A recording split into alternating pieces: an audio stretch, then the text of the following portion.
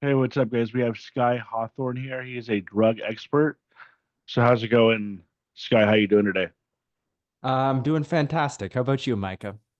I'm doing good. Thanks for coming on. So could you tell us a little bit about yourself first, then we'll go from there? I'm very flattered to be called a drug expert. I certainly nothing on paper would indicate that. I studied environmental science in school. I work in an environmental science job. Um, I'm a musician. I'm a comedian. Not particularly good at either of those things, but that's life. You just keep doing things that you're not good at until you're good at them. And one of those things is learning about and talking about drugs. So I would say in high school, I became really fascinated with the subject as a whole. Because, when you're a kid, obviously you hear all sorts of messaging about how dangerous drugs are.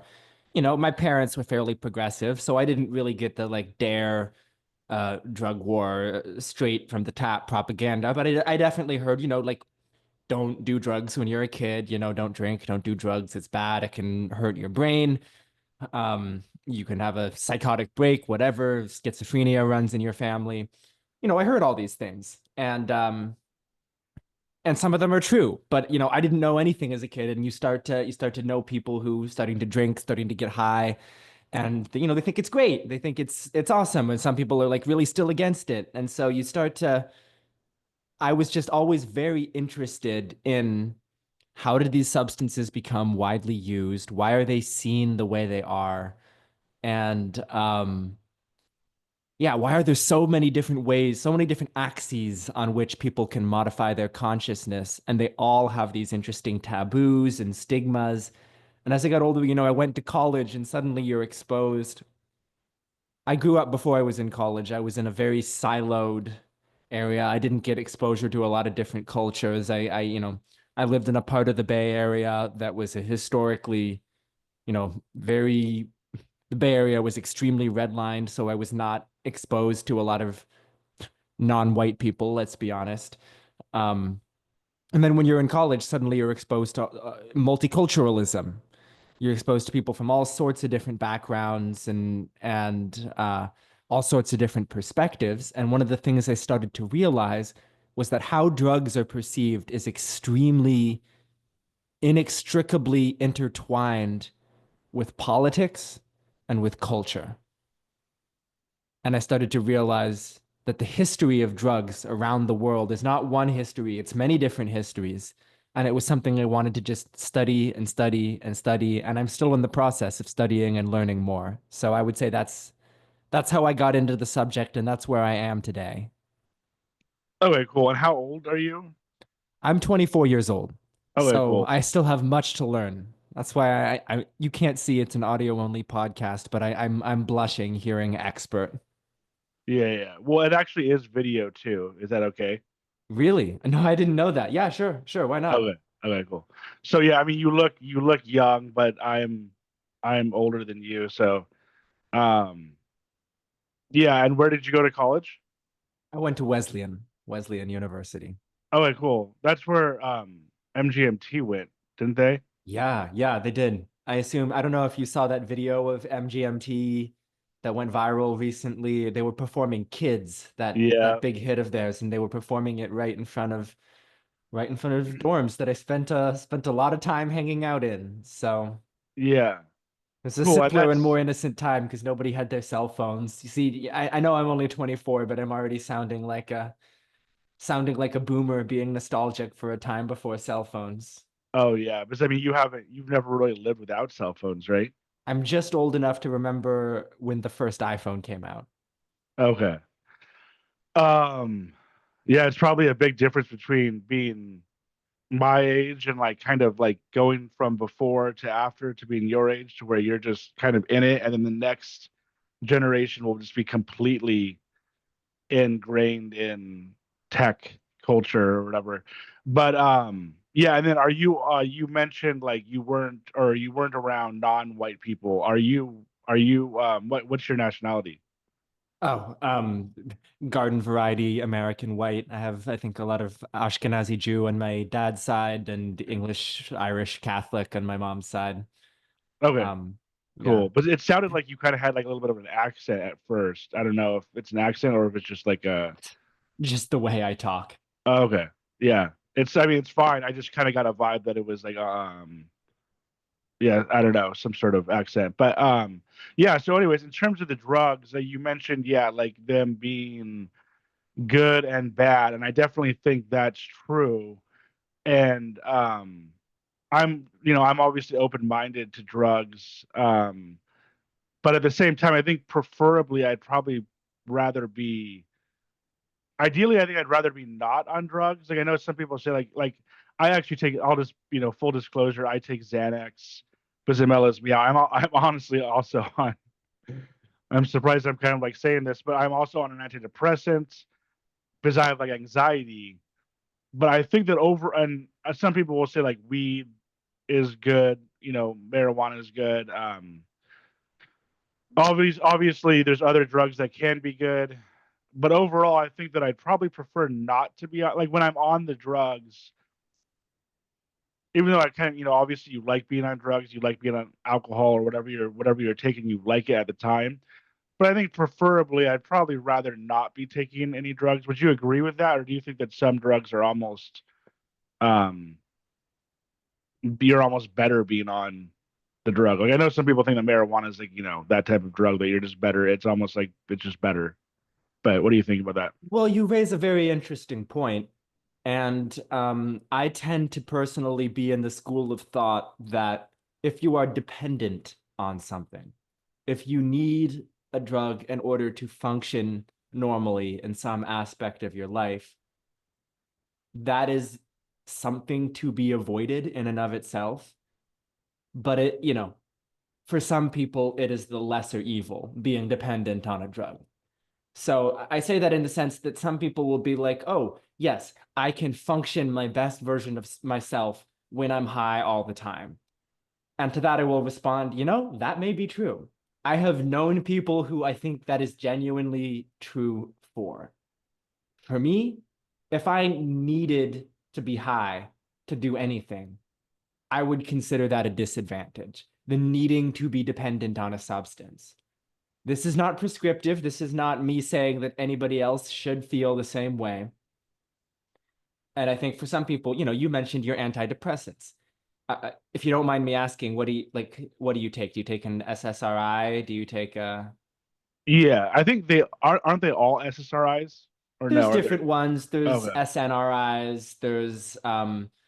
There's ones that function more like stimulants. I don't remember Wellbutrin's mechanism of action, but it's considered a stimulant, antidepressant. There was a funny story about a French antidepressant that they lied about its mechanism of action. They said it was serotonergic. I think they said it was an SNRI. Turned out it was a full opioid agonist. So people were getting this great antidepressive relief from this substance. And then there started to be a few people who would used to be heroin addicts, and they were like, this kind of feels like heroin. And Wow. eventually the drug was pulled from the market. It was I believe the company that makes it discontinued its production because they lied about it. But that raises some interesting questions. Lots of different substances can have antidepressive effects, and even opioids can have antidepressive effects. That being said, the most widely prescribed antidepressants in America, at least, are SSRIs. Sorry, give me one quick second to mute mute my notifications. Yeah, the one that I'm on it's for like OCD anxiety, so it's less about depression than it is about anxiety. I have a lot of anxiety in general, and I tend to like obsess over things. It got really bad probably about 20 years ago now, I guess. So, but and with the like I want to say that the Xanax like really, or I just don't. It's not that I want to say, like I will say it does really help. Like I mean, there are things like just normal things that I would be doing where I'm literally feel like I'm better off on the Xanax because if I'm not and I'm having like a panic attack, it's just going to be way fucking worse. The SSRIs, I really barely even feel them. Um, I mean, I would imagine at this point that they are like working, but it's like when I'm on them, I barely. I know some people have said when they're on the antidepressants, they feel like a zombie or something, but I barely feel them like on a day-to-day basis. I think that it's working kind of in the background. Um, Brother, do you mind if I try something real quick? Do you mind if I because I didn't know this was going to be a video thing. I'm going to try switching to my headphone mic and moving my microphone out of the way. Can you yeah, try that yeah, real quick? yeah. Sorry, I should have probably told you it was video No before. worries. Can you hear me all right? How's the Yeah, audio quality? yeah, it's good. Okay, audio quality? Yeah, For sure. All right, that's better. yeah. So I mean, I definitely get. I mean, like in terms of the dependency thing, it's like yeah, you obviously don't really want to be like dependent on something or addicted. But then you hear people like a ton of times saying like like Joe Rogan type people or like Bill Maher, Seth Rogen. Like I'm sure that they like really do feel better or they do feel better, but they'll always say, "Oh, I'm not addicted to this. I just do it when I want." But it kind of seems like they're still doing it every day. You know what I mean? It appears that they're so it's kind of like, yeah, maybe you can quit, but like you're definitely not. And One of the most annoying things that stoners say, they say this all the time, is they say, it's not a drug, it's a plant. You guys, yeah, it's not a drug. It grows from Mother Earth. It grows in the ground. And I'm like, yeah, so does opium. You know? yeah, So do mushrooms. So what does that mean? It's not a drug, it grows in the ground. So does datura, so does things that can kill you. There's poisons that grow from the ground. yeah, Lots of drugs come from the ground. A huge amount of the pharmaceuticals that, it's something like 25% of prescription pharmaceuticals in this country were derived from plant substances. And so, you know, I am not an anti-drug person. I'm not an anti-marijuana person, but it has always bothered me when marijuana users will use that as if it's a gotcha argument that like you can't get addicted. Like there's no plants that you can get addicted to. Like cocaine comes from a plant, heroin comes from a plant. yeah. I mean, literal poison. You can get poison from plants. I mean, it's like if yeah, They make it's poison arrows from plant. yeah, When you start to research ethnobotany, when you start to research all of the amazing substances that we've extracted over the years, or that we've discovered their properties from observing indigenous communities and how they use various substances, you start to realize how silly an argument that is. yeah, yeah. For whatever reason, it just seems like in general they not only do they say that, but they also say it's not addicting and it doesn't kill you. And I don't really know how true. I mean, supposedly no one's died from marijuana, but I have like a kind of like a theory on that. Like I think that it well, I don't know that much about it, but I would assume that it would kill you. The thing is, the reason why it's not is because you're not really smoking. Like with cigarettes, the reason they kill you is because you're smoking 20, at least 20 a day or whatever. With a joint, like you're only really doing probably one or two joints a day. So it's like you're just really probably not doing enough to where. But I mean, I still think that the smoke is probably. I would assume the smoke is still probably harmful to your body, right? When they say marijuana doesn't kill you, what they mean is you can't have an overdose. They don't, maybe people think it has literally never killed anyone, but yeah, if you're smoking every day, that is not going to be good for your lungs long term. I can't imagine that will certainly add any years to your lifespan. Yeah, Um, I mean, of course, it's complicated. If getting high is the thing that stops you from killing yourself, then it adds years to your lifespan. Like yeah, true, drugs and are that's complicated. that's the whole thing. Is like if you're not able to go throughout your day without being high of some sort, then you're probably better off being high, I would say. I mean, some people would say you need to work on the problem and go to a therapist, which is probably true. But yeah, I mean, if it's getting you through your day, like I mean, we don't really know how some of these people would be without weed. Like they could just be nervous wrecks or just fucking super angry or whatever. And so yeah, that's the whole thing. It's like, yeah, I don't really judge them, but at the same time, it kind of annoys me when people tell me that I should be on marijuana. I literally had a friend who said I should probably be on marijuana instead of what I'm taking, and it's like, no, I'm good. Like, but I mean, first of all, marijuana just like make when I have taken it, it kind of seems to make me like paranoid, that type of thing. So I'm like, I'm not gonna be. I don't really want to be on that like on a day to day. You know what I mean? Yeah, But of course. yeah. So what have you taken any? drugs? Do you take drugs? Have you taken any drugs? Yes, I have. I'm certainly not doing this podcast from a place of zero experience. That being said, I made a choice sort of early on in the podcast that I don't talk about it on the show. Like it's not the show, the Drug Cultures show, which you can listen to on Spotify, Apple Podcasts, YouTube, wherever you get your podcasts. The Drug Cultures show, really, I wanted to make it more about I wanted to use drugs as a Trojan horse to talk about politics, which is really my primary interest. Yeah, Um, and I'm I good talking about. I'm good talking about that too. I kind of want to talk about both. Yeah, but no, of course, no. I mean, yeah, but the what I was saying is that you know, certainly I actually got into I got into some troubles with smoking weed in high school. I'm not in case this affects my career prospects, I don't know if I should tell the story. Actually, you know what? Screw it. It's a funny story. I offered to bring um I offered to bring weed to the cast party. I was a big theater kid in high school, and there was always the senior's job to bring like drugs and alcohol to the cast party. And there was always someone stepped up to bring the alcohol, someone stepped up to bring the weed.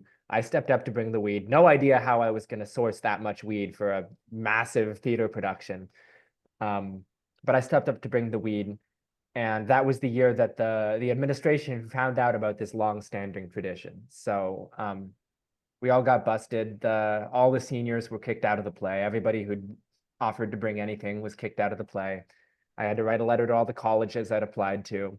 So that's the thing I want to make clear to people, especially if there's any young people watching, which is that I'm not anti-drug, right? I'm not anti-weed. I'm not anti whatever drug you might be experimenting with, but you should know you can get in a lot of trouble for it. Like with some drugs, it's the drugs themselves that are going to get you in a lot of trouble. Like if you're 15 years old and you're experimenting with meth, that's a bad path to be on, probably. Um, if you're 15 years old and you're experimenting with weed, it's probably the fact that you're doing illegal drugs. You're doing an illegal substance that's going to get you in trouble. It's not necessarily that the weed is going to ruin your life. It's that, you never know who's going to find out. You never know who's going to read text. You never know what the school's going to find out about. There's just way more ways it could hurt your life, especially when you're a kid and your brain isn't fully developed. There's way more ways it could hurt your life than it could help your life.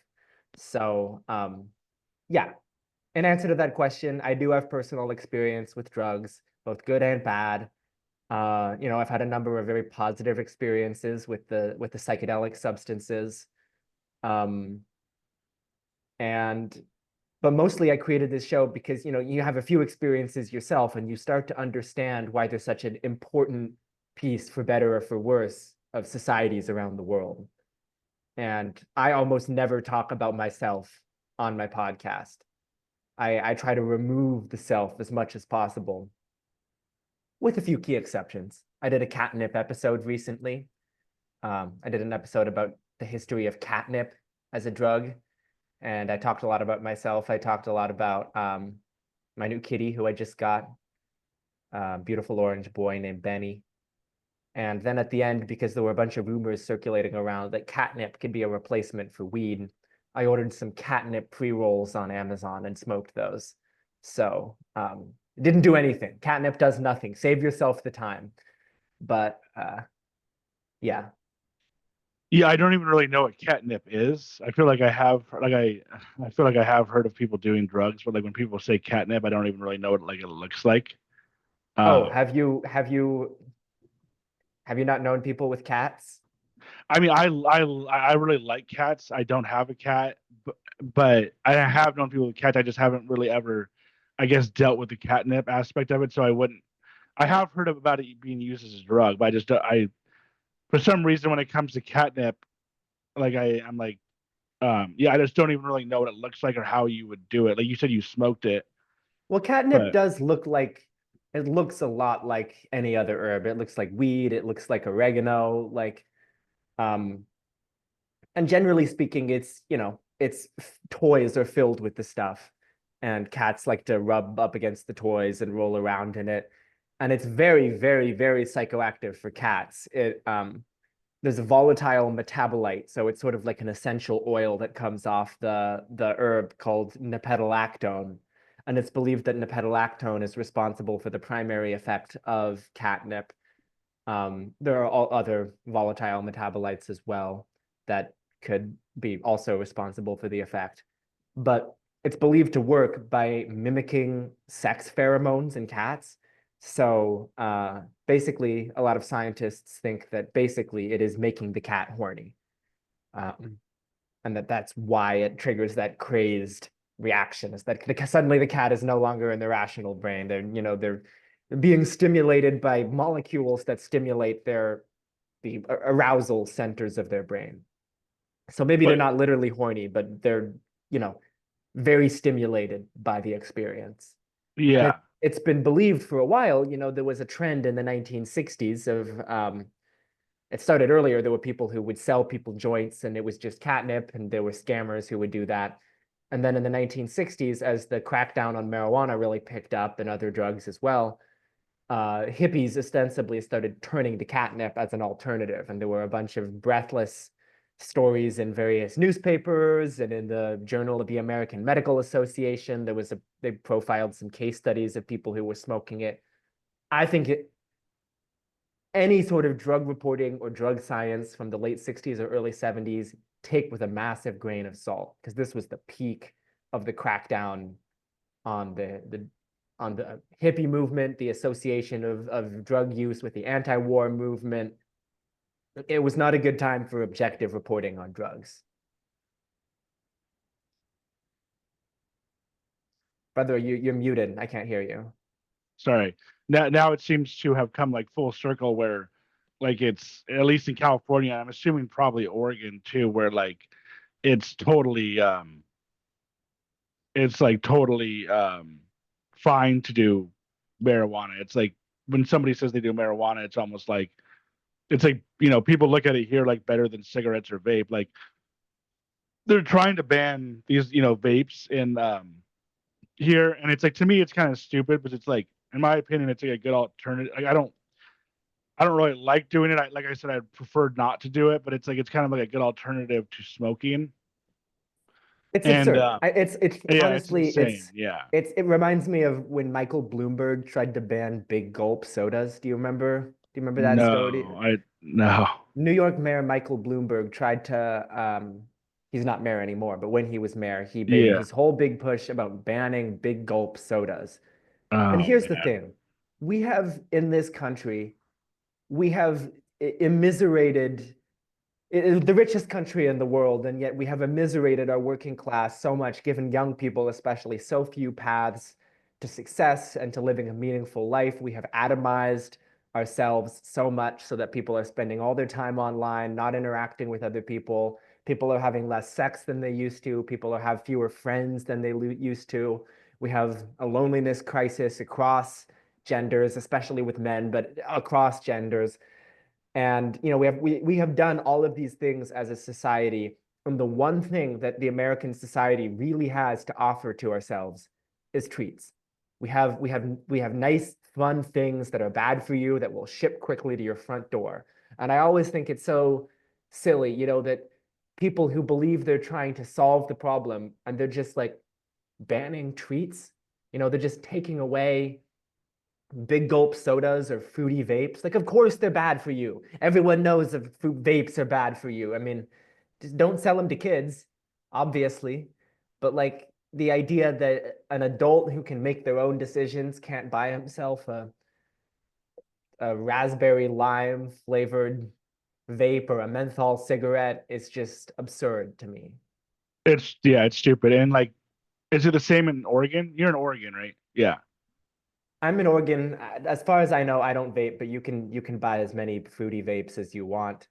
Um, So in Oregon, it's still fine. I guess is California the only state that's doing that? I was Probably. actually, yeah, I heard about the California thing. I don't maybe it's happening in other states as well, but no, Oregon, we have taken drug legalization in some really interesting directions. Until recently, until last year, we had Measure 110.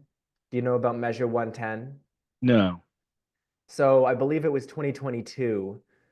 It was either 2020 or 2022. We passed Measure 110, which was decriminalization of possession of all drugs. All drugs, you can have a small amount of that drug and it's decriminalized. Nobody's going to enforce it. Now, I support this. I don't think people should be locked up for, having any drug. I'm an ideological purist on this issue. We should not be putting people in jail for nonviolent crimes. Um, that being said, there was understandably a huge population of addicted people. Fentanyl is a crisis that is ravaging the country right now, and there was a huge amount of addicted people who suddenly are, able to smoke fentanyl in broad daylight and in public, and they do. You see it in Portland. That's where I live, in Portland, and you see it everywhere. And understandably, this negatively polarized a lot of people who maybe are not super political, negatively polarized them against Measure 110. Now, if you're going to do drug decriminalization, which again, I believe is essential, if you're going to be doing drug decriminalization, you have to simultaneously be doing a massive public and private investment into the infrastructure to address root causes of drug addiction.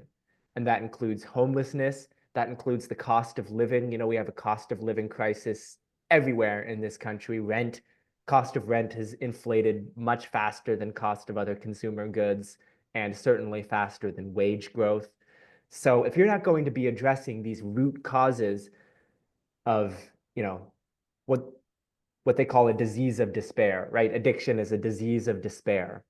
If you're not going to be addressing the root causes of diseases of despair, yeah, you're going to see a lot of people suddenly emboldened to use their drug of choice in public. And right now, we have shelters that will turn people away if they are drug users. Now, how are you gonna deal with that? People become drug users because they don't have a home, and then those same people can't go into shelters because they're drug users. Because they would go into active withdrawal if they went a night without using their drug. Fentanyl, you don't want to mess with fentanyl withdrawal, especially if you're cold and sleeping on the streets. So really, what we need is a much better managed and better run drug decriminalization. Measure 110 just decriminalized the drugs. It didn't create the level of mobilization needed to actually get people off the streets and into permanent supportive housing. So that's my take on what's been going on in Oregon. But also in Oregon, you have the same year, you had Measure 109. And Measure 109 decriminalized, or actually, excuse me, it legalized the use of psychedelics, particularly psilocybin, in a therapeutic setting. So under the guidance of a therapist, you can go in, you can have a psilocybin experience, and super expensive because you have to pay for the hours of therapy as well. But people are now able to legally have these guided psychedelic experiences if they can afford it. And that program, you know, it's been more successful than Measure 110, let's just say, because it still exists. But even still, it's gotten a lot of pushback, and a lot of localities, a lot of local cities and counties have banned the use of psilocybin therapy within their city or their county. I don't know why. I haven't seen a good reason why they've banned this, but they have.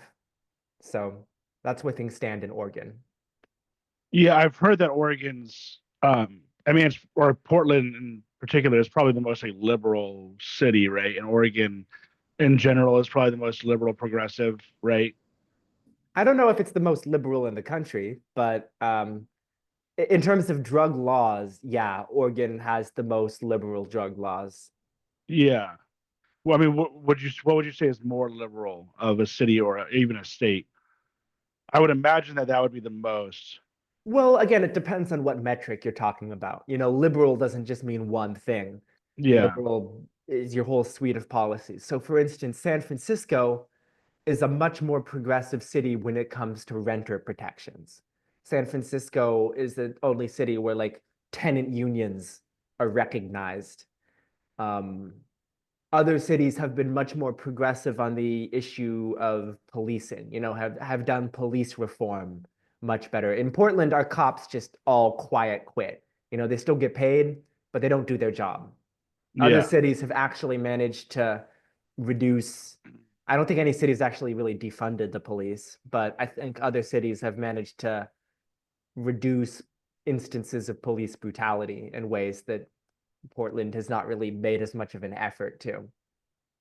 Um, Yeah. so it's not just one thing, and Portland does have a lot of reactionary elements in it too. We do have a huge amount of anarchist and communist organizing, but we also have Nazis march in our city. We have the Proud Boys and the Patriot Front or whatever they're called. I don't know, like the Rose City Vanguard. I don't know. There's a bunch of far right groups that march here all the time as well. So Yeah. Have it's a you gotten complicated city. have you gotten involved in any of that kind of stuff? Like I remember Any during of the Nazi groups? No, I'm well, still working no, my way up to that. no, not It's a not joke. not It's a the bad not joke. I'm the not a Nazi. yeah, not the Nazi groups, but like the like I would assume the other side of that, like the protests. I haven't Yeah, really heard anything yeah. recently about Oregon or Portland protests, but I remember during COVID and during George Floyd, there was some crazy stuff going on there, right? And I like didn't and I didn't live here at the time of the George Floyd protests. I was in college back east, and okay, that was also COVID, so I was locked down with my family. Um, but have you gotten involved with any? I would assume that you would be on the side of the I don't even really know what to call it. I don't want to say I don't want to assume you're I wouldn't assume you're Antifa, but I would assume you'd be on the side of the left, right? Progressive. yes, I'm a Yeah. leftist, Yeah. and yeah, I've been Same involved in same with me. So yeah. wonderful. I've Yeah. I've been involved in community organizing projects for sure, tenant advocacy, and I would love to get involved in some of the organizations that are also helping with people who are, have gotten themselves into problems with drugs here. But honestly, that brings me back to a core point that I make a lot on the podcast. And that is that I think I said this earlier in this podcast, drug use can't be divorced from politics, can't be separated from politics. And I think there's a lot of people, particularly in psychedelic spaces, who really want to totally cleave it off from politics. They want to, you know, have their psychedelic experience, realize everyone is interconnected, have these groundbreaking revelations and realizing we're not so different from each other. We're all made out of the same stuff. We're all part of the same human species. We're all God. People have these crazy realizations on psychedelics. And then you come back down from your trip. And that is what, in my opinion, is the most important part of the journey is what you do once the trip is over. And a lot of people, maybe it's because of the media they consumed, maybe it's because they don't actually go out and talk to people. They have these psychedelic experience and they hold on or they latch on to ideologies that I would consider to be very toxic or very far right or very even hateful. I'm not saying all Trump supporters are hateful people. I know some lovely people who, for whatever reason, happen to be Trump supporters. And but I think one of the crazy things is that within the psychedelic community, there are now a lot of Trump supporters. And from my perspective, when I see that, I say, wow, so you took psychedelics, but you didn't internalize the message. If you are still fine turning a blind eye to mass deportations, if you are still fine turning a blind eye to our foreign policy that dehumanizes, you know, dehumanized Iraqis and dehumanized Palestinians and just takes advantage of our status as a superpower. If you aren't willing to recognize that all human beings around the world have worth and are worth defending, and that we have oppressive structures here at home, if you aren't willing to put in some of that work to at least acknowledge that that's happening, then I don't know. Maybe you didn't take enough mushrooms. Or maybe you just need to go talk to your neighbors. Maybe you just need to go reintegrate with your community and realize that you are siloed, you are cut off from humanity. So that's my Yeah. 2 cents on the subject. Yeah, I didn't really yeah, I wouldn't think that most people who take psychedelics would be like Trump fans. But then there obviously is like Joe Rogan who's become a Trump fan and he's like really into psychedelics, those types of people. But yeah, I would definitely think that like if you're doing psychedelics, you would be more of a progressive liberal, I guess. But yeah, I didn't Well, even realize that there yeah, was yeah. people who were, I mean, I guess some of the people who did, I don't even really know, but like some of the people who marched on January 6th, riot, the Capitol riots, like wasn't one the one dude who wore like the what was he wearing? Like some You're sort of talking about oh the the sh QAnon shaman. The QAnon yeah, shaman. He painted his face red, white, and yeah, blue. He had Viking horns. He was carrying a big like spear. yeah. He was a So psychedelic advocate. So I'm amazed yeah, you had heard that story. He was big into ayahuasca. He used to write on his blog about plant medicines. And he's a really interesting case study in what the right wing has become. Because literally, when he was released from prison, he had this welcome home event. And it was a bunch of his right wing fans showed up, a bunch of Trump supporters, and he started talking. He gets up on stage and he starts talking, and he starts talking about the Buddha. He starts talking about how cool Buddha was and that he and Jesus weren't really so different and that they both were these great spiritual leaders of their time. And someone in the back shouts out, "He's not our Lord." You know, fuck the Buddha. I don't know if they literally said that, but so you see this really interesting dichotomy between the people, the traditional base of conservatives, which is primarily Christian, primarily a lot of evangelical Christians, and then this new faction of the right wing that are more defined by being mistrustful of establishment institutions than anything else. yeah. They've almost become like the hippies, I guess you could say. It's almost like the hippie boomers have become kind of like right wing. And I've noticed that with a ton, not only with drugs and whatever else, but I've noticed that in general with people that I didn't think would necessarily be for Trump, they are for Trump. And then people who I don't really know if I would say the opposite is true. People that I wouldn't think would be liberal are liberal, but there's tons of people who are like really hardcore for Trump who I just like wouldn't assume that.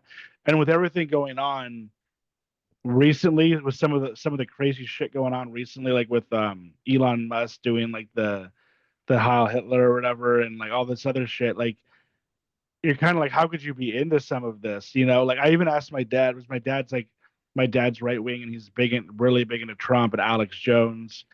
And then I even recently asked, I was asking him about like other people, like who kind of like Alex Jones type people, like that are on the right, not as extreme. But I asked him about like Andrew Tate, and you obviously know Andrew Tate, right? And he's Yeah, like, I know all these people. yeah, yeah, I know all these horrible cretins. yeah, he's like, yeah, he's like, I really like him. Like, and I'm like, do you fucking know like what that I didn't even ask him, but I was like, do you know what that guy's done? Like he literally started he made all his money by doing like sex workers or whatever, like sex Yeah, chats or whatever. he was doing sex trafficking. He was running Yeah. a scheme and he He's bragged literally on camera about how he took advantage of women and how he lied to them yeah, and how he took their money and yeah. was being, you know, He's admitted he's a to pimp. it. He's a slimy pimp Yeah. who, you know, exploited his workers. Like, And my dad, before would be somebody who would like totally not be for that, or even like some of the other shit that's going on, like with, I mean, I don't know, like how far Steve Bannon type people have gone. Like supposedly, like I think Steve Bannon is he like a Tosa?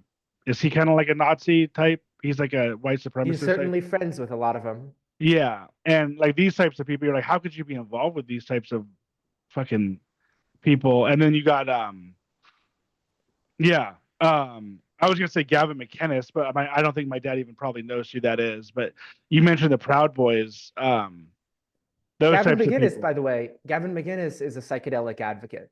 So, Is and he? this was, Yeah, yeah, yeah. So, you know, Gavin McInnes, very far right guy, creator of the Proud Boys. You know, he denies being a white nationalist or a white supremacist, but man, the dog whistles are loud with that guy. And his whole yeah, organization is very much an advocacy group for white people. And they, you know, an intimidation group. You know, their goal is to scare people. Their goal is to scare people of color. And he, on his podcast, all the way back in 2016, he advocated or he helped guide people for what to do if they have a challenging trip on psychedelics. So for a long time, there's been corners of the far right, and even like real Nazi groups, like the Atomwaffen. I don't know if you've heard of Atomwaffen. They're a straight up Nazi group. They have like recruited people to do Nazi terror attacks. And there are elements, there's some high ranking guy within the Atomwaffen who was big into psychedelics as well. So a lot of people have lots of different theories for why that happens. My theory has always been, look, if you are taking psychedelics, they will bring you closer to your community and to your culture. But if the only people that you're surrounded, if the only people in your life are white people who also have reactionary and backward views, if those are the only people that you're interacting with, then psychedelics will just deepen whatever racist biases you have.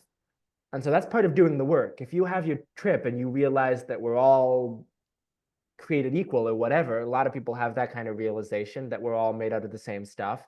You have to then go when your trip is over and you have to go expand your social circle. You have to go meet new people. You have to go take risks. You can't let your own pre-existing,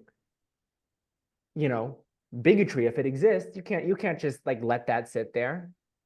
So Yeah, I mean the whole thing seems is just crazy to me that there's even people who really are that way, but it's kind of like why would you be that way at this point? You know what I mean? It's kind of like you said, like I don't really need to take psychedelics to realize that like we're all made of the same stuff. We are all the same.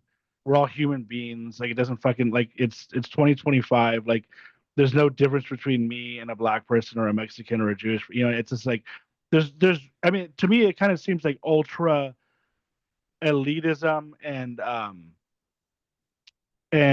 like privilege kind of like at this point to still be like I'm white and I'm better than these people and like to try and put these people down just seems like what the fuck are what the fuck are you trying to do? But yeah, I mean then the whole I would assume like the QAnon movement would be kind of like more I don't know. I would kind of assume they would be more like kind of Christian like, but I could also, I guess, maybe see that there's some psychedelia involved with that, I guess, right? well, I think one of the interesting things is, and you know, my mom teaches yoga and meditation, so she's actually friends with a few of these people, or there's a few of these people in her circle. When it comes to this, the hippie movement, the counterculture movement, the new age movement, a lot of people were drawn to that because of the core teachings of love one another, peace, anti-war, whatever core values drew you to be a hippie. And a lot of other people, and I assumed that was everyone when I was younger and more naive. I was like, oh, that's why people become a hippie. A lot of people also just like being contrarian.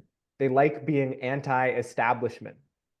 And they earnestly believe that establishment institutions are evil. And the extent to which they believe that, it's a spectrum. Some just believe rational things. Like I believe some of this stuff. I believe that pharma companies do not have your best interest at heart. I believe they are trying to fleece you. That is why we have such a broken healthcare system. That's why drug prices are so high in this country. You know, but a lot of people in these counterculture new age communities, they go a step further. They don't just say the pharma companies don't have your best interest at heart because they are trying to rob you blind. They believe the medicine themselves don't work. They negatively polarize themselves against the concept of medicine. And that is a very dangerous thing. If you're going to just believe that all of Western medicine is a scam, that is a very dangerous thing. And so I think a lot of those people were drawn to the Republican Party because the Republican Party positioned itself as being anti-vaccine. And they say the FDA shouldn't have approved these vaccines. They were not safe. They were not shown to be effective. And, you know, I don't really care if they are or aren't safe. I think the science is pretty clear that they're more safe than COVID. That was always my perspective, that they were the lesser evil compared to COVID. But a lot of people disagree with me. And a lot of people go even one step further. They say, you can't trust anything our government says, and our government is actively supporting people who traffic children. And that was a huge thing into the the QAnon movement. And so that's why you see a lot of people who you thought, oh, you're just a hippie, you just want peace and love, and you just want maybe you're even a left-wing person, maybe you want to live on a commune, maybe you want to exist outside of settler colonial capitalism. But no, they just wanted to be away from mainstream institutions. Yeah, and the main thing with that with me is like it seems like that's where they've gone is like you're saying, they've gone anti-government. But with me, it's kind of like I don't really have like obviously I'm not saying the government's perfect, but I don't really have like I don't really have too much problem with the government. Like I don't really deal with the government that much. But I definitely have a problem with like big corporations like Amazon and all these other corporations that I've worked for. And it's kind of like it seems like instead of being so hardcore against the government, why not be? But I kind of feel like these big corporations are much worse than the government. When do you agree? Like Amazon and all these types of WalMarts and it's like Yes. and obviously like you said they are against the big tech or the big pharma and even tech. I mean, I actually like I tend to like tech companies. I think I've kind of gotten sucked into like that vortex of liking Google and I like but um they're definitely probably a lot more malicious than the government is. I mean, like I never really get involved. Like I haven't really been involved with the government like at all. The government doesn't really get in my way besides taxes, which I'm fine paying because ideally we should be able to use the taxes to help everyone out. But I don't get why they've kind of focused on the government as opposed to like big business. You know what I mean? Yeah, yeah. I would totally tend to agree with your takeaway. I mean, I think our government also does evil things. I think our government, one of the features of a far right government, which I believe we have right now, is that the government serves the interest of big business. So I see that government and big industry right now are collaborating in lockstep to screw over regular people. But anyway, I think that I am sympathetic toward people who have maybe anti-government views, and certainly within the drug space, our government has consistently over and over and over again, done prohibition, which has failed over and over and over again in terms of stopping drug use. And yet our government keeps doing it, keeps locking people up for drug crimes.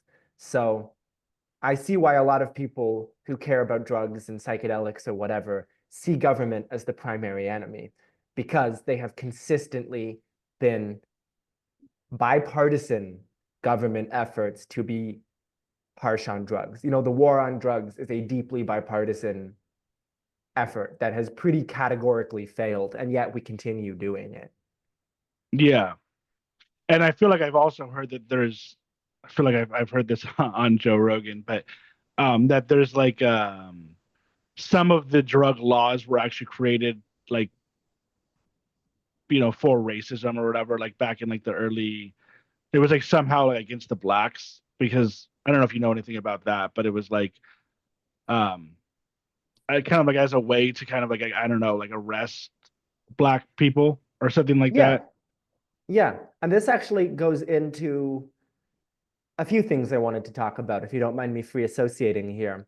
Yeah, no problem. So I'll start with American anti-drug laws because they have consistently been used as tools to enforce a racial hierarchy. The first ones I can think of were the anti-opium laws in the late 19th century, which were passed because there was this perception that, I think to some degree was valid, that opium use was more common in the Chinese immigrant community. But of course, our government officials took it to a very racist place, and there was this belief that Chinese opium users were going to seduce young white women into their opium dens, with the lure of opium and then rape them or whatever. Maybe consensual. I don't think they cared whether or not it was consensual. They saw it as miscegenation. And Yeah. so there was this massive fear about that happening. And the anti-opium laws were passed that were essentially used as a tool to crack down on the Chinese diaspora in America. And then in the 1930s, you see the twin pillars of racism and capitalism, not to sound like an annoying college leftist here, But the early anti-marijuana laws, I think it was the Marijuana Tax Act, was passed in 1937. And that was actually learned about this fairly recently. Did you know that William Randolph Hearst, the newspaper magnate, was involved in that prohibition? I did also through Joe Rogan. Yeah. I didn't know about this for a while, but Yeah. the because a lot of newspapers at the time were printed on hemp, and basically he wanted a monopoly on hemp products. So he created this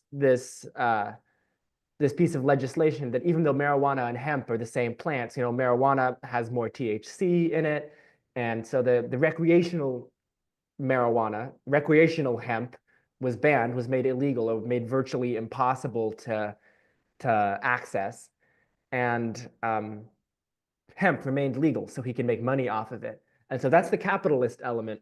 But the racial element is that from the very get-go, it was associated with like Latino and Black communities in America. It was like, ooh, reefer madness, these scary Hispanic men. Again, they only have one line. It's like these men with their drugs are gonna rape white women. And they keep coming back to this over and over and over again. There's no evidence that marijuana was making anyone violent or making them more sexually aggressive than they would have been otherwise. Like, there's no evidence of this. But you need to have a racial boogeyman if you're going to justify to the public the continued enforcement of a racial hierarchy. In the case of Black people, obviously it was Jim Crow laws. In the case of Hispanic people, there was a lot of restrictions on movement and labor. All you have to do is look at the stories of people like Cesar Chavez to realize how Hispanic people were heavily discriminated against in the first half of the 20th century. And so drug laws were used to justify this in this country. And you know what? That is not unique to this country.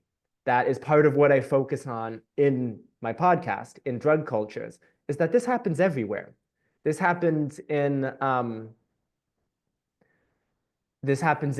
did an episode on kratom, for instance. Now, I don't know if you've heard about it. Kratom's pretty widely used in America. It's a pretty benign. I mean, it has a lot of addiction potential, but it's not going to kill you. You can't overdose on it. It's this plant that originally grows in Southeast Asia, in countries like Thailand and Indonesia. And Thailand banned it because people were using it to quit opium. It acts on opioid receptors. It's a lot safer than opium. It's less addictive than opium. So people were using it to quit opium. And at the time, Thailand had an import tax on opium, and they were using the revenue raised from import taxes on opium to fund their war effort. This was during World War II. They were allied with the Nazis. They were allied with the Axis powers. I'm not going to give Thailand too much shit for that. They were conquered by they were basically, they had their hand forced by the Nazis. They were essentially taken over. But still, they were fundraising off of the opium import tax to do heinous war crimes. And the fact that kratom grew domestically, there were these huge kratom forests, was a massive threat to their opium tax revenue, so they banned it. And they started to heavily enforce this ban because there was a small ethnic minority within Thailand, a Malay ethnic minority. Thailand is predominantly Buddhist, but they had this Malay Muslim minority within Thailand that was, lived in the region that this kratom forests grew. They were more likely to use kratom. And so the Thai government would use this Malay insurgency, this war that they had with the Malay insurgent groups, and they would go down into the Thai kratom forests, and they would clear cut the forests, and they would just decimate the local economy of just random people who were not involved in the conflict at all. And people died this way. And the government at the time was headed by this really bad drug warrior, this guy Thaksin Shinawatra, and his war on drugs killed hundreds, maybe thousands of people extrajudicially, just without any court system. People would just get killed in the streets for being suspected drug dealers. So grim stuff, and it happens everywhere. If you want to keep talking about other examples, I can bring up more examples of this, but Yeah, I mean, I'm sure there's tons of examples of that type of thing going on. But in terms of the laws here, like you said, if somebody's not doing like a violent crime or even other maybe like crimes too, I don't think that it should be illegal. Like I don't think they should be throwing people in prison for or jail for doing drugs. But at the same time, there are certain drugs that are just so intense, like fentanyl and meth and heroin, that like you really don't want people to have easy access to it, or like just to be like doing it on the streets and to be having withdrawals on the street. So I do also kind of understand why we're banning it for those reasons, right? Or I mean, would you agree with that? Like, I think there maybe is a line to make certain drugs illegal if they're just completely destroying lives. Like just by taking it once or twice, it could just destroy your life. well, here's the problem with that. Heroin, let's take heroin for instance.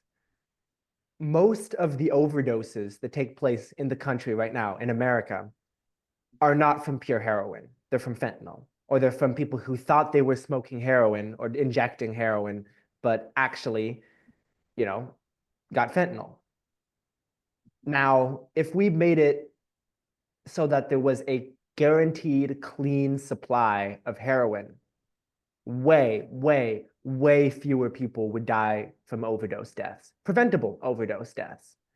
And that's the principle behind maintenance medications like Suboxone. Suboxone is actually, for a lot of people, harder to quit than heroin.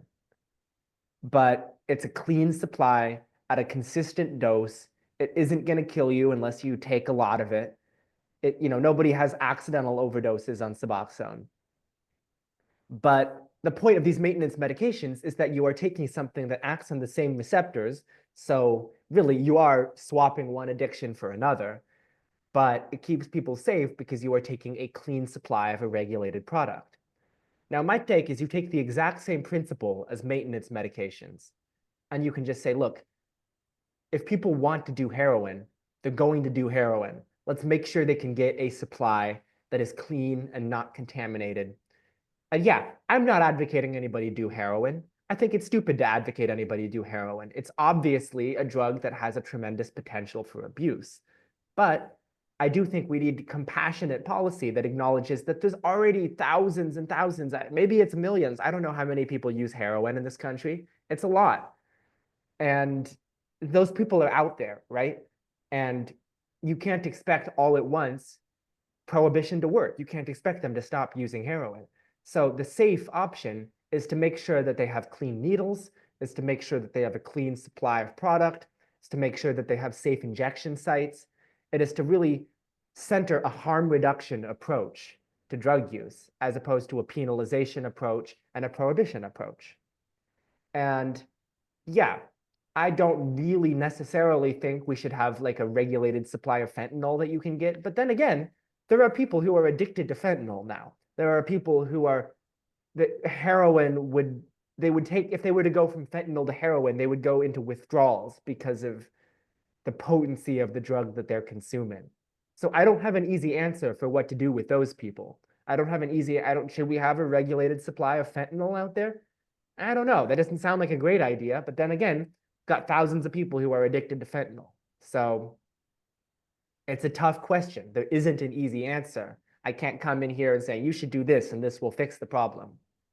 Yeah, I think like you said, I think it's complicated, and I think that if we could kind of start from scratch, like right now, there's like you said, probably who knows, a million people addicted to heroin or fentanyl or whatever.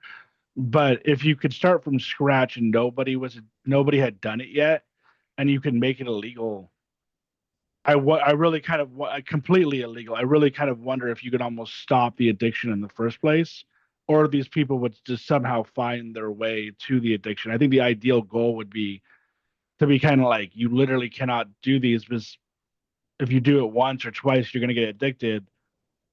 But the big problem is there's a lot of people who are already addicted. I mean, it's kind of similar with alcohol, I think, where it's like it's weird, but it's like we were saying, they're banning vapes. There's still cigarettes out there, and I guess they're only banning, flavored vapes and then also like menthol cigarettes. When vapes, in my opinion, are a good alternative to cigarettes, but then meanwhile, alcohol is still legal, and alcohol, as we all know, is like this horrible drug. I mean, it's like I could have like I could go get drunk and drive and then kill someone or kill myself. Um, but It's the, like I think the very, main very easy to also just have an overdose on alcohol. Like even if you're not yeah, driving, even if you're just staying at home, like people have people alcohol do it. overdoses in the same way that they have like fentanyl overdoses. They just think they're getting shit-faced and then they take too much, they don't have the tolerance or whatever. Or maybe, with alcohol, you build a tolerance over time. And then if you got sober again and then you fell off the wagon and think I'm going to get drunk again, have the amount of alcohol you used to have, that can kill you. So Yeah, I exact think same stuff that happens with heroin and fentanyl. yeah, and I think the main thing with alcohol is the point is kind of like there's so many people who are on alcohol or whatever who drink alcohol that at this point I think it would be almost impossible. I would assume that would be the same for vaping, but I guess vaping isn't as big of a deal. But I think it's almost like I think if they could, they might even I don't know, maybe some states would like ban alcohol, but I think it's like almost too late to do that because there's so many people addicted to alcohol that it would just like fuck with so many people. And yeah, so I think once you have a certain amount of people that are addicted to something, it kind of becomes hard to it becomes a hard issue because it's like you can't just ban it because what do you do with all those people who are addicted to it who need it? I mean, there's really I mean honestly like I kind of like almost feel for the I mean I know in some situations the government is just wrong about it, but it's like you almost feel for them because the issue is just such a complicated issue. It's how do you fix the problem? Besides literally like you said setting up like like drug kind of like rehabs that people could just like walk into and basically like you said get clean help. Yeah, yeah. Give me one Yeah, quick second. Sorry, hold on. okay, no problem.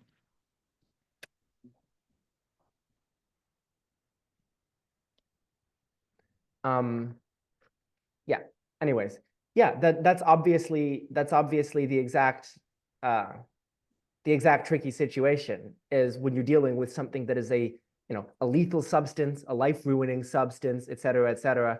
How do you balance taking care of people and acknowledging that the best thing is almost certainly for them to quit whatever drug they're on? How do you balance that with, okay, well, they're a free individual.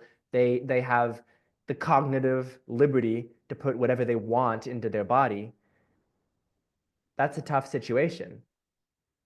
Yeah, I mean I honestly kind of think it's like what I don't know, it's tough. I think it's kind of like one of those situations where it's like I almost want to say like you're better off just letting people do what they want because that is probably better than throwing people in jail for doing like I don't think that throw if somebody does heroin or whatever and you catch them or whatever drug. I think that selling drugs is a different aspect animal too. Like I think that if like somebody's just doing heroin on the street, I don't necessarily think that you should arrest them and throw them in jail. But if someone's selling like a lot of heroin, they probably deserve to get in trouble. Would you agree with that? Well, again, yes and no. If someone is selling, okay, let's say we keep drugs legal, right? Drugs are like for possession, like it's legal for someone on the street to go do heroin, but it's illegal to sell heroin. Then who is going to be selling the heroin that all the users are doing? Yeah, I mean that's true. Yeah, that's true. But The I only mean, people who are then going to do that are criminals. The people who are going to sell heroin are the people who are willing to risk the legal consequences, the criminal consequences of being caught for what they're doing. I think the only solution that makes sense is to legalize, but heavily regulate, make it very hard to sell a tainted supply, make it so that take it out of the private sector. Honestly, I don't think anybody should be profiting from selling addictive drugs. I think that if you are selling an addictive product, if you are selling a product that is going to ruin people's lives, all proceeds from that funding should go towards support for people who are addicted. That's what I think. So, you make it a part of the government or whatever. You have the government sell a regulated supply of whatever drug people use at a fair price. And then all proceeds from that go to treatment programs, shelter programs, education programs. I think that's a much better way to do it than to say, okay, we're not going to stop you from using, because that's what Portland did right now. They decriminalized possession of drugs, but people are still dying of fentanyl overdoses on the street because they're still buying. Probably a lot of those people don't want to be buying fentanyl. They'd rather be buying heroin, but they can't control what they're getting. Yeah. So I don't know how, and then also I was going to say like and I think in um like the Netherlands they have this kind of setup, right? Like in Sweden, Norway, this Denmark, like where like I feel like I've heard they've legalized drugs, and then they do have these like rehabs or like care centers for people to go to get like clean needles and stuff, right? So It's pretty common in a lot of Europe, and there's a great, I forget what it's called. There's a site that I reference a lot for my podcast. It's called like Drug Laws Tracker, and it basically is an interactive map of countries and all of their, degrees of drug prohibition. What is and isn't legal. Um, I'll have to find that again. But I know, for instance, that in Switzerland, they have just like clean needle stations at not every street corner, but in every city, multiple of these like clean needle stations and like needle like syringe disposal receptacles, and then safe injection sites. A lot of European countries have safe injection sites where you can go to a spot where you'll be supervised, you can take your drugs, so that if you have an overdose, some qualified medical professional will be there to help you. I think it's a much more humane, and it's recognizing where people are at as opposed to trying to impose a moral value onto people who are not currently behaving that way. yeah, and it sounds like in Oregon they've decriminalized it, but they're not doing any of the help Well, for the drug addicts. they're doing some, and there are some organizations in Oregon that are doing great work. Um, but there's a lot of honestly a lot of bureaucratic mismanagement in Portland city government and in Multnomah County government. That's our county. And there's a lot of money, especially for the homelessness crisis, that has been earmarked to be spent on ending homelessness and has just simply not been spent. So Yeah. terrible mismanagement here. That's all I can say. Yeah. So I don't know. I think you said you only wanted to go for around an hour, right? It's been I about an guess it's hour. been So about an hour. I don't want to rush us. If you have any other things you wanted to ask, I know we yeah. mostly ended up talking about America here, and I which is fine. I have lots of thoughts on American drug laws. I also have lots of thoughts about other countries. Most of the work I do for my podcast is doing deep dives into the policies of other countries. So I don't know if you had any other questions you wanted to talk about. Just some like rapid fire questions, and then we can end it. One, in terms of psychedelics, you brought up psilocybin, how it's legal there. What psychedelics have you done, and what kind of trips have you had? And then also, yeah, what does psilocybin do? Psilocybin is it's the active ingredient in mushrooms, in hallucinogenic mushrooms. I've tried a number of psychedelics. I mean, mostly the psilocybin and LSD. Um, and then there are other, like MDMA is sometimes considered a psychedelic. That's the, Molly or ecstasy.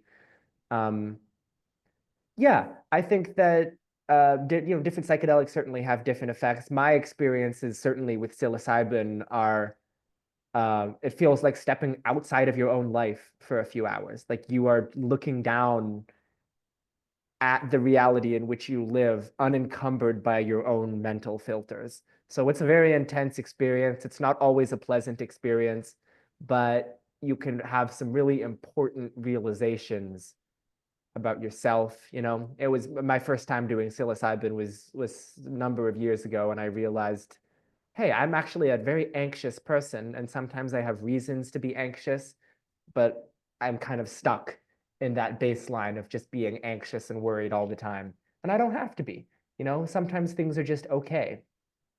And then I had another experience with psilocybin where I realized I put up walls between myself and other people. And there's just something very special about realizing that, the walls come down. And then there's lots of people who have experiences with psychedelics that I haven't even done, like, ayahuasca or whatever. There's all sorts of 5-MeO, DMT. There's all sorts of psychedelics. They all have different effects and they all can induce different changes in the brain. And a lot of them are being studied for their therapeutic potential. So I'm cautiously optimistic about the future of legalized or medicalized psychedelics.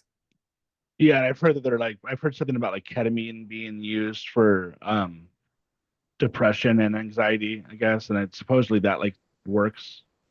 I don't know if Yeah, you. yeah. Ketamine it has been approved as, I think the product is called Spravato, and it has been approved to be used in clinics for the treatment of depression, treatment-resistant depression. And yeah, ketamine was originally a tranquilizer that was used for horses, for farm animals, and then it started to people realized it had this human medical uses as well, and could be used as an immobilizing anesthetic at high doses. But it's more recent that people have started to realize, oh yeah, it has all these medical applications in lower doses for depression, and where people will take it and they'll have this experience, and then it does something in your brain. The depression for a lot of people just goes away for like a week or so, and then it might come back, and some people have to do the ketamine over and over again, but it's not like something you have to do every day. It's not like an SSRI where you are dependent on taking a daily dose. And for some people, they get depression relief from 1 or 2 or 3 sessions, and that is all they need. So Yeah, it depends on the individual, because depression is not one thing, right? Depression is different things that get called depression in different people. yeah. And then you haven't done DMT though, right? Or I have not. ayahuasca. Yeah. DMT is actually a lot of people don't know this. It is chemically almost identical to psilocybin.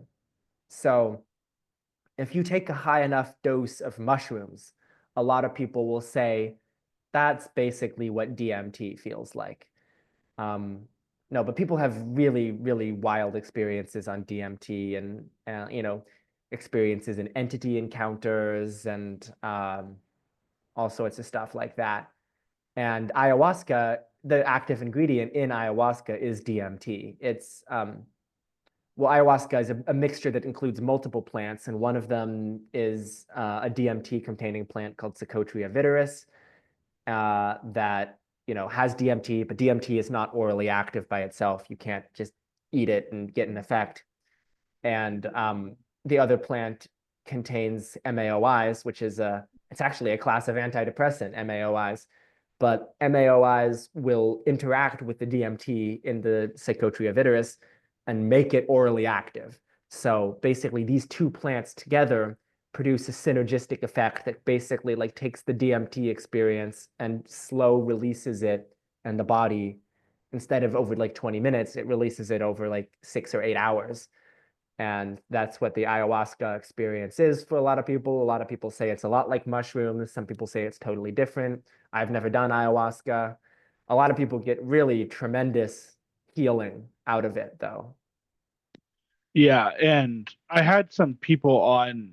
I had two guys on the podcast a while ago who were talking about oh, what do you call it? I'm forgetting the name of it, but kind of like out of body experiences, like where like when they go to sleep, they'll literally kind of like Astral projection. exactly. So astral projection and kind of relating that to drugs or DMT. I've heard that like when people are on, like you just said, when you were on the psychedelic, you almost felt like out of body experience. Do you feel like, and with DMT, you hear people saying stuff like they think that like they're in like an alien world or maybe a different universe or a different, yeah, different universe or whatever. Do you feel like there's any truth to any of this type of astral projection type stuff, or do you think it's just kind of like it's all in your mind and you're just like imagining it's all just some sort of psychological trip that's going on? Well, were you ever a Harry Potter fan? No.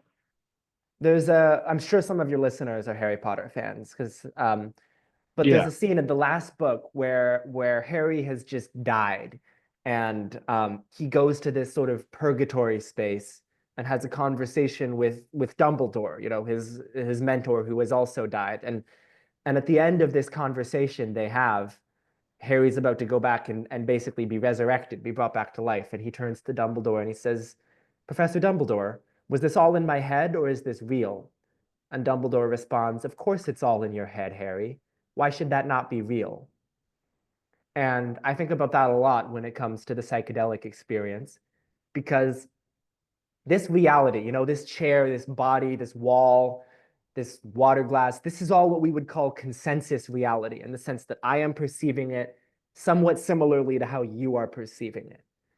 But all our perceptions are different, and our reality, the only way we can understand reality is through our sensory experience of it. It's only, all of reality is filtered through our mind. And when you take a psychedelic, the crazy thing is if you take like a high enough dose of mushrooms or DMT or ayahuasca, you can go to this world that has similar features that are replicable, that other people can also experience if they take the drug. You know, Lots of people take DMT and they see jesters. They see this archetype of jesters, with like multicolored little grinning faces, little spinning hands, or they see this dancing purple goddess. That's something I've heard a lot of people report from DMT, is this goddess, this dancing purple lady. So is that real? Because my own definition of reality, it's what we see with our senses that other people also see. And if there's this other consensus reality that you can go to and unlock these other perceptions that feel just as real as anything else, who am I to say that that isn't real? So, in answer to the question, I've never astral projected. I have done psychedelics. I think it's real in the sense that you're actually perceiving it. That being said, I think a lot of people come back to consensus reality. And some of that information, it's not useful information necessarily, the reality of these other worlds. And people can become disconnected from this reality because they just become psychedelic evangelists. They have delusions of grandeur. They believe they're God. They believe they're whatever. And so, yeah, I think there's some truth to the idea that there is these other realms you can tap into on psychedelics, or even just with deep meditation or astral projection. But at the end of the day, take what you see with a grain of salt. Yeah, I'm also very interested in this subject, and unfortunately we probably don't have time to cover the consciousness aspect of everything. But I definitely will say that I probably disagree, even though I'm very interested in the whole, like, I don't know if you know about like idealism and that kind of stuff, like where we're living like in consciousness, or the whole idea of like, you hear people saying like you just said, if I see something that makes it real. I don't necessarily like really agree with that. Um, like if I have a gnarly trip and I'm seeing things like gestures or whatever else, and I know it's shared experiences, I wouldn't say that that's real. I would just say that's something that's happening inside my mind. I feel like there is reality, and that wouldn't be reality. Um, I So out definitely of see. curiosity, I definitely see what you're saying, but if yeah, I can interject, have you had a psychedelic experience? no, and I'm not even really talking necessarily only about psychedelic experiences. Like let's just say I've had a guy on here too who has said he sees things and he was hearing voices and like that, like hallucinations, and what do you call it? Like I forgot what the term he was using, like targeted individual, I guess. And somebody could say, well, if he's hearing the voices, if he's seeing things, if he's schizophrenic, that must be real. And it's like, well, no, I don't agree with that, because when you get into that territory, like let's just say I see like some sort of like image over there, or some whatever being, and it's talking to me, and somebody's like, oh well, that's real. If you really see that, that must be real. Maybe it's not really there, but it's in your mind and it's real. I don't I don't agree with that. I'm like, no, I'm just seeing things, and it's all in my mind. I guess the difference that you could say would be like if you also see that thing, then that could make it more real or whatever. But do you see kind Well, of what I'm yes, saying? yes, of course. And that Yeah, starts to get into the realm of philosophy. And, yeah, the philosopher Kant, 19th century philosopher, I think, Kant had this idea of the noumenal and the phenomenal. And the noumenal is what is underlying truth about the universe, and the phenomenal is all of your perceptions. And so the phenomenal is like just what you are perceiving, and the noumenal is like what would exist in the absence of your perceptions. And so Kant agreed with you. Kant believed that there was some underlying reality that existed independent of how we perceive it. And I don't know if I agree with that. I respect your perspective. I respect the Kant's perspective, but I think there is something to be said about reality is in a certain sense manifested by our experiences. Everybody perceives different things differently. Like let's say, I I see colors normally. Let's say somebody I know is red-green colorblind. They can't red and green look like the same color for them. Is there is my perception of color of the reality that like red and green are different colors? Because there are also people with who have like hyper color sensitivity. They have extra cones in their eyes and they can see colors that would look the same for me. Like, is their perception actually what's real? And we are all, I'm tripping over my words here, but Aldous Huxley, when he first took mescaline, the psychedelic mescaline, he described it as opening the doors of perception, where it's basically our consciousness, the way he described it, it acts as a reducing valve. It filters out information that we don't need. And his perspective was basically that psychedelics, mescaline in that case, would open the doors of perception and allow you to see things that your brain just filters out because it's not useful information. I tend to agree a little bit more with that than with people who say it's a hallucination. I think that there's information out there. Our brain has a model for processing that information. And psychedelics break that model and put a different model in that does something entirely different with that information.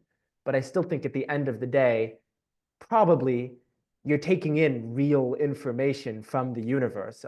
This anarchic sea of atoms hitting each other and photons and whatever the universe is made of, energy and matter, the complex interplay between the two, the four universal forces. And psychedelics just change the way in which you make meaning out of that stream of information.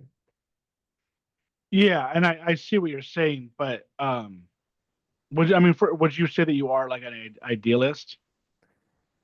I'm gonna confess that I don't know what that is. I'm sorry. Yeah, so that the only reason why I know is I didn't know what most people don't know that word, and I don't really know what other word to use. But I had a guy on from Saudi Arabia a while ago, and ever since this, I've gotten like really interested in consciousness and the different kind of. So there's different views on consciousness. There's most people would probably be materialist, which means, this desk is really like what I'm saying. Like everything is really here. I'm seeing it. You can also see it. You can put up a video camera and it's there. But then idealism believes that like we're living inside of consciousness. So the best way to think about it would be kind of like you're living inside of a brain, I guess, type thing. It's really hard to explain, but it's essentially kind of like what you're saying in the sense that there may be other forms of consciousness that you maybe you may agree with more, but basically, the best way to say it is everything is inside of consciousness. Just kind of like if I have a dream, everything inside that dream is within my mind. And but most of us in the Western world believe in materialism. There's also panpsychism and other stuff, which panpsychism means everything That's is like everything is conscious. Everything is. yeah, there's a little bit of a difference between that and then idealism. Most people don't even know about idealism, but it's very interesting. But I'm not saying I don't know who's right and who's wrong because like when you look into the quantum physics of it all, like you're saying, it's just a bunch of atoms moving around, and like they say that it's like the universe essentially kind of like moves at in a wave kind of like type function. So it's like when we're looking at this desk, the desk isn't necessarily really here, it's just a bunch of atoms that are like moving around together. And so what you're saying totally makes sense, but the only problem that I would say that I have with it is I think that you get into like a gray area when you say I just had a trip and I saw these gestures and whatever else. But you, like you said, you can't really use that information for anything useful. And if you kind of tell somebody who's schizophrenic, or maybe not even schizophrenic, maybe I'm just seeing things, I'm seeing paranormal activity, and you say, well, maybe that type of stuff is really there. I don't really think that it's like helpful per se, because if you can't really prove that it's there, if you can't film it with a, if you put a video camera up and you can't film it, then like kind of like, I'm not even saying that it's necessarily wrong. I'm just saying, I guess I would say that it's not useful to, Yeah, but at the same I would time, agree with that. I would agree yeah, with that. There's a lot of yeah, information that might be real in some sense of the word that isn't useful. I don't know. Have you listened? You know the song "Crazy" by Gnarls Barkley? yeah, You know when how does the lyric go? It's like uh, when you're out there without care, I was out of touch, and it wasn't because I didn't know enough. I just knew too much. I yeah, think that that's what he's describing. Not probably not about psychedelics. He's just talking about feeling like you suddenly understand more about reality than you can possibly make use of. That can drive people crazy. That does drive people crazy. yeah. I mean, I do. Don't get me wrong. Like paranormal phenomenon and all that kind of stuff. I do think that it would be very. I think it's interesting, and I think that it would be very interesting to kind of try to scientifically prove it. I mean, if people really say they are seeing things, and I've heard a lot of like normal people say that they see paranormal, they see stuff. I think the best thing to do would be to like try to somehow like prove it, but they always say they can't. You can't like conjure it up; it just like randomly comes or whatever. But anyways, I mean, I feel like this is. I could totally go on about this, but I feel like it would just take up so much more time. So, um, I'll just ask you like a couple quick more questions, and then we'll end up. As I know we've already gone over. So, where do you see the country? I had a guy on yesterday, worked in the NSA. He thinks we're doomed with Trump. Um, what do you think about the future of America? Do you think it's looking good or bad, or maybe in the middle? I don't think we're doomed. I think some people are doomed. And I think Yeah, it's that's the thing that people have a hard time wrapping their head around is people again, and this includes people in the psychedelic community who will have this beautiful experience and they'll like have all this improvement in their own mental health and they'll be like, wow, I was so anxious over nothing, everything is fine, everybody is just mentally ill and freaking out about stuff. And then they will fail to account that for some people being freaked out is the absolute correct response. You know, right now as we speak, ICE is deporting over 1,000 people a day. Like, I think that anybody needs to stop and think, do I support this? Yeah, sure, some of those people are criminals.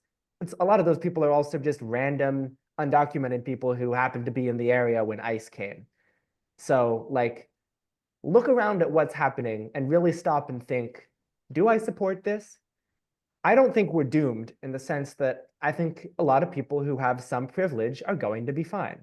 Yeah, maybe Trump might affect their job prospects, and yeah, they might be unlucky enough to be in a position where the climate crisis causes there to be a fire in their community that wouldn't have gotten a fire before, or a storm in their city that causes flooding that wouldn't have happened before.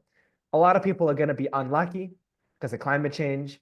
A lot of people are going to be just fucked because they're immigrants or because they're, you know, poor and Trump is cutting Medicaid spending or because Trump raised the cost of prescription drugs and they take prescription drugs.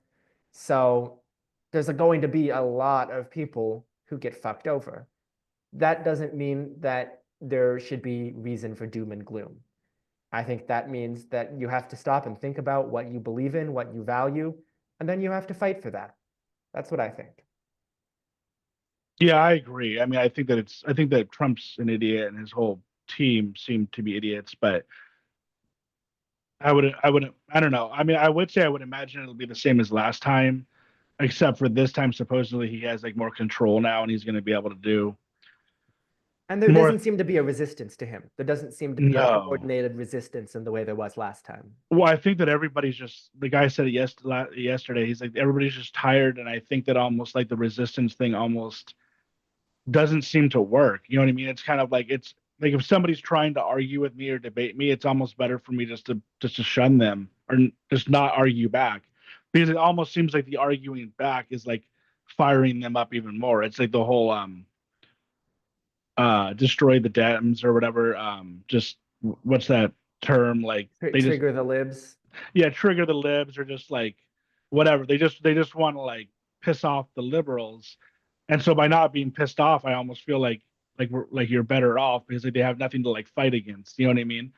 But Um, someone needs to challenge. Someone needs no, to you're stand up and challenge the, yeah, even if it makes Trump supporters happy when you challenge them, like somebody has to be making a case for a different vision. That's what I think. yeah, you're right. I just think that I think last time maybe we went about it the wrong way. I kind of feel like there was almost too much Russia, infighting. Russia, Russia. He's a Russian asset. He's a Putin's puppet. Yeah, Man. I think you kind of have to find a way to like emasculate him better than you know what I mean, or just put him down better than what they were doing because it just didn't seem to be working. Um, yeah. So, lastly, you mentioned you're like a comedian, musician, and then also you have your podcast. So, if you can like plug anything that you want to plug, I don't know how much like Yeah. stand up you're doing I don't have any stand up to plug. I do have obviously I'm going to plug this podcast. So I assume Micah you'll put it in a link in the show description. But you can find me Drug Cultures. That's cultures plural. I'm on Apple Podcasts. I'm on Spotify. I think I'm on YouTube. I think I'm on Amazon Podcasts as well. I don't know. Probably wherever you listen to your podcasts, you'll find me there. Please feel free to reach out to me if you don't. You can follow me on Twitter, excuse me, on X, the Everything app, Drug Cultures Pod. You can follow me on Instagram at drug_cultures, though I think I might be shadow banned there. You can reach out over email, drugculturespodcast@gmail.com.